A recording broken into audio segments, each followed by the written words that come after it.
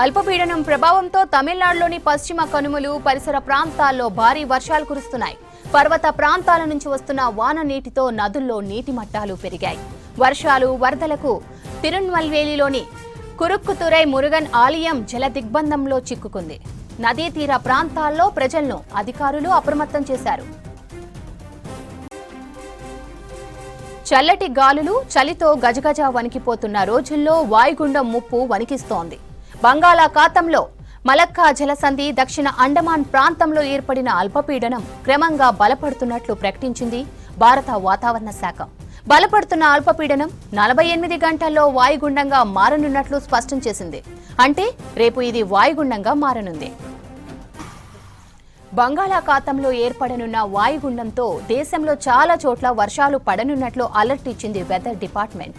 తమిళనాడు, కేరళ రాష్ట్రాల్లో మోస్తరు నుంచి భారీ వర్షాలు పడుతున్నాయి.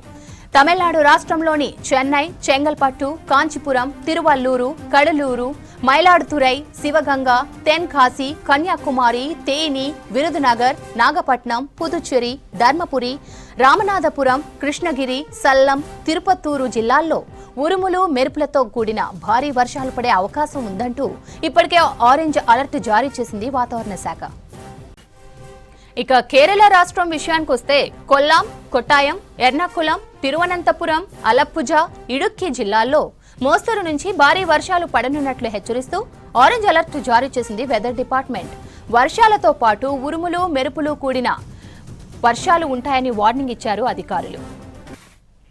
బంగాళాఖాతంలో ఏర్పడనున్న వాయుగుండం తుపానుగా మారే సూచనలు ఉన్నాయని, ఇప్పటికే దీనికి సెన్యార్ అనే పేరు పెట్టినట్లు చెప్పారు అధికారులు. ఈ తుపాను కదలికలపై మరో 48 గంటల్లో స్పష్టత వస్తుందని వివరిస్తూ మత్స్యకారులు సముద్రంలో వేటకు వెళ్లొద్దని తమిళనాడు, కేరళ రాష్ట్రాల మత్స్యకారులకు సూచించారు వాతావరణ శాఖ అధికారులు.